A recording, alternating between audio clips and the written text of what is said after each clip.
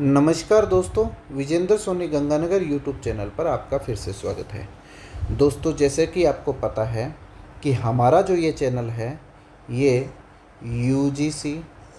UGC की जो net JRF की परीक्षा है, भूगोल से संबंधित सभी प्रकार के यूजीसी नेट जेआरएफ के कंटेंट आपको रेगुलर इस चैनल पर मिलने वाले हैं। अभी हमने कुछ नए मॉडल के रूप में आपको वीडियो प्रस्तुत करनी है। उसके साथ में हमने पुराने जो पेपर आए हुए हैं उनके इम्पोर्टेंट सवाल जो यूपीपीएससी में, यूपीएससी में और यूजीसी नेट जेआरएफ में और आरपीएससी में जो सवाल रिपीट हो रहे हैं उनसे संबंधित जो वीडियो है वो भी हम आपके लिए लेके आने वाले हैं। तो आज जो हम वीडियो लेकर के आए हैं वो वीडियो है परिवहन मॉडल। इस पर हम आज इस वीडियो में बात करेंगे। इसमें भी जो 3 परिवहन के मॉडल है उसमें जो टीएमजी मॉडल है, टीएमजी मॉडल की हम डिटेल से चर्चा करेंगे। इसमें टीएमजी मॉडल, टाफे, मॉरिल और गॉल्ड का जो मॉडल दिया हुआ है परिवहन से संबंधित, उस पर हम बात करेंगे। तो स्टार्ट करते हैं हम ये वीडियो। लेकिन यदि आप हमारे चैनल पर नए हैं तो तुरंत हमारा ये चैनल सब्सक्राइब कर लें और वीडियो को शेयर भी कर दें। परिवहन के जो सिद्धांत हैं वो मैंने अभी आपसे बात की थी कि 3 सिद्धांत हैं। पहला, टीएमजी का कॉरिडोर विकास। देखें, डायरेक्ट सवाल यहीं से पूछ लेते हैं कि कॉरिडोर विकास सिद्धांत किसका है, तो टीएमजी का मॉडल है कॉरिडोर विकास मॉडल। टीएमजी कौन हुए? टाफे, मॉरिल और गॉल्ड का, तीनों का मिल करके ये सिद्धांत दिया हुआ है। इसकी डिटेल चर्चा आज इस वीडियो में हम करने वाले हैं। दूसरा जो सिद्धांत है वो गॉल्ड का स्थानिक अन्वेषण प्रतिदर्श मॉडल। यही सवाल पूछ लिया जाता है कि स्थानिक अन्वेषण प्रतिदर्श मॉडल किसका है, तो ये किसका रहेगा? गॉल्ड का रहेगा। और व्यापारिक प्रतिदर्श मॉडल, ये सिद्धांत किसका है, तो ये वांस का सिद्धांत है। यहाँ से सीधा ही सवाल पूछ लिया जाता है। तो इस स्लाइड में ही आपको 3 सवाल मिल जाएंगे कि कॉरिडोर विकास मॉडल किसका है, स्थानिक अन्वेषण प्रतिदर्श मॉडल किसका है और व्यापारिक प्रतिदर्श मॉडल किसका है। आज जो हम विस्तार से चर्चा करने वाले हैं वो टीएमजी मॉडल पर बात करेंगे। टीएमजी मॉडल को देखने के लिए सबसे पहले आप ये चित्र देखें। इस चित्र में आपको अवस्थाओं के रूप में बताया गया है कि टीएमजी मॉडल के अनुसार परिवहन का जो विकास होता है किसी क्षेत्र में वो किस रूप में होता है। तो यहाँ पर मैंने 6 अवस्थाएं बता रखी हैं। इन 6 अवस्थाओं की हम डिटेल से चर्चा करेंगे।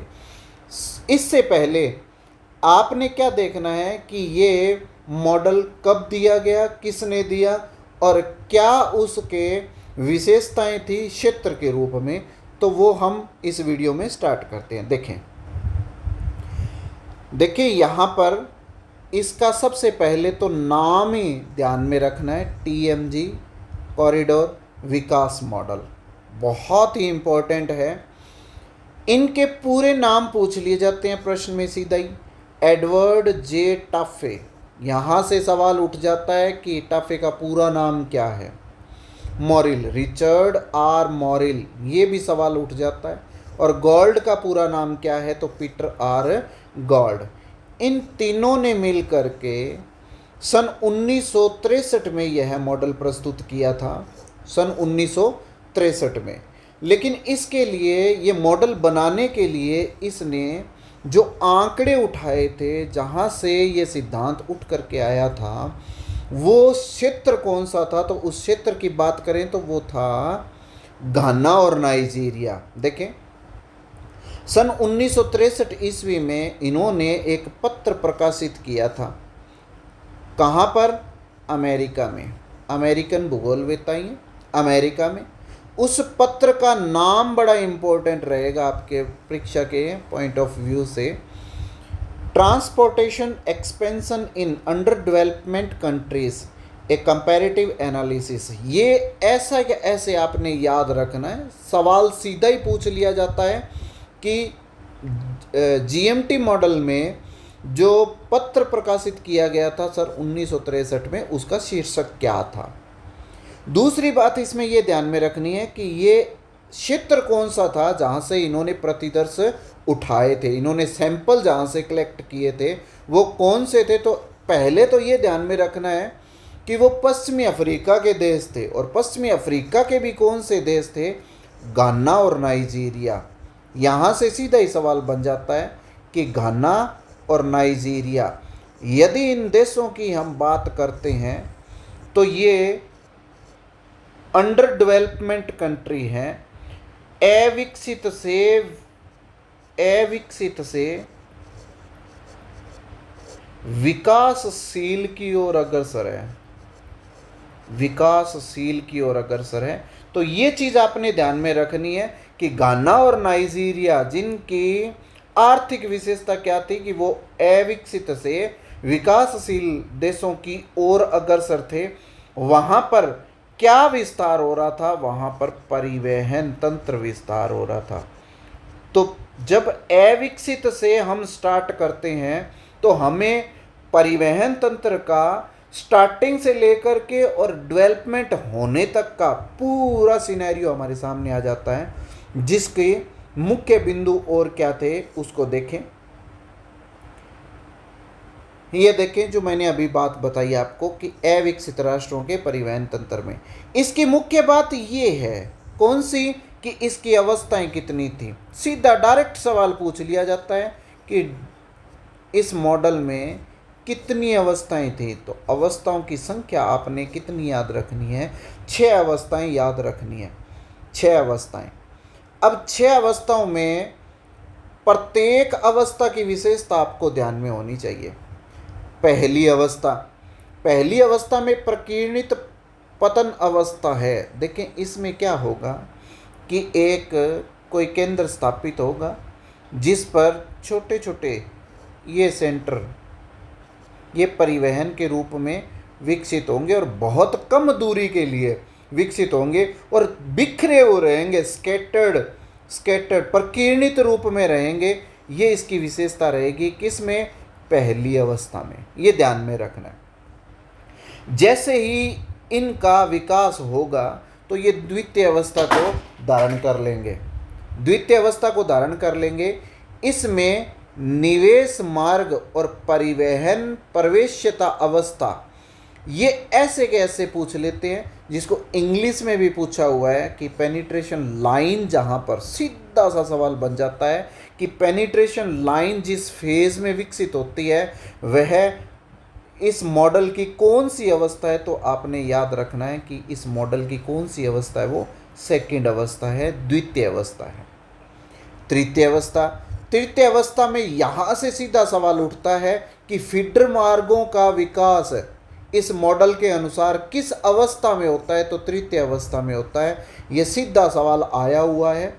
चतुर्थ अवस्था की विशेषता क्या रहेगी कि इसमें अंतर संबंध या अंतर संपर्क, ये शब्दों पर आपने गौर करनी है कि अंतर संबंध या अंतर संपर्क की अवस्था यदि किसी मॉडल में विकसित होती है तो वो इस मॉडल के चतुर्थ अवस्था में विकसित होती है। इसीलिए इनको अंतर संबंधों की प्रारंभिक अवस्था भी कहते हैं। बहुत ही इंपॉर्टेंट सवाल है कि अंतर संबंधों की प्रारंभिक अवस्था इस मॉडल के अनुसार किस अवस्था में आती है, तो वो कौन सी अवस्था है, चतुर्थ अवस्था है। चतुर्थ अवस्था की आपसे विशेषता पूछ लेते हैं तो आपने चतुर्थ अवस्था की सीधी सी विशेषता क्या लिखनी है कि इसमें अंतर संबंध स्थापित होते हैं, अंतर संबंध स्थापित होते हैं। पांचवी अवस्था की यदि हम बात करेंगे तो इसमें पूर्ण अंतर संबंधों की अवस्था। देखें चौथी अवस्था में तो अंतर संबंध प्रारंभ हो रहे हैं और पांचवी अवस्था में विशेषता क्या रहेगी कि इसमें अंतर संबंध स्थापित हो चुके हैं, स्टेज ऑफ कंप्लीट इंटरकनेक्शन। ये ध्यान में रखना है कि वह इस मॉडल के अनुसार वह कौन सी अवस्था है जिसमें अंतर संबंध पूर्ण विकसित हो चुके हैं, तो इसमें कौन सी आएगी, पांचवी अवस्था है। वह कौन सी अवस्था है जिसमें अंतर संबंधों का प्रारंभ हुआ है, तो वह कौन सी अवस्था है, चतुर्थ अवस्था होगी। बहुत इंपॉर्टेंट है, ध्यान में रखना। और पेनिट्रेशन लाइन की पूछ ले तो द्वितीय अवस्था है, और फीडर मार्गों के विकास की बात कर लेंगे तो वो तृतीय अवस्था है। प्रकीर्णित पतन अवस्था की बात करें तो वो कौन सा है, प्रथम अवस्था है।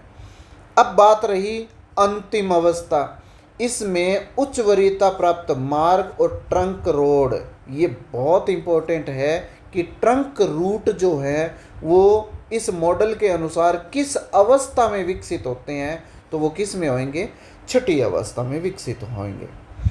ये इन अवस्थाओं का जो हमने यहाँ पर लेखा जोखा देखा है, जैसे जैसे परिवहन तंत्र विकसित होते जा रहा है कि प्राथमिक अवस्था जहाँ पर किरणित एक ही पतन था, वो पतन के इर्द गिर्द अब पतनों का जो भरमार हो गया और उनका अंतर संबंध बनने से जो एक ट्रंक मार्ग विकसित हो गया है, उसको चित्र में दृष्टिकोण से देखते हैं कि वो कैसे विकसित होते हैं। देखें, ये जो मैंने सबसे पहले आपको चित्र दिखाया था, ये वो पहली अवस्था है जिसमें आपने क्या बताना है कि ये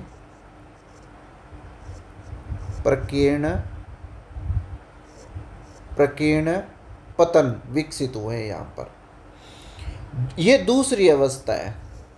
दूसरी अवस्था में आपने ये चीज़ ध्यान में रखनी है। देखिए दोनों तरफ पेनिट्रेशन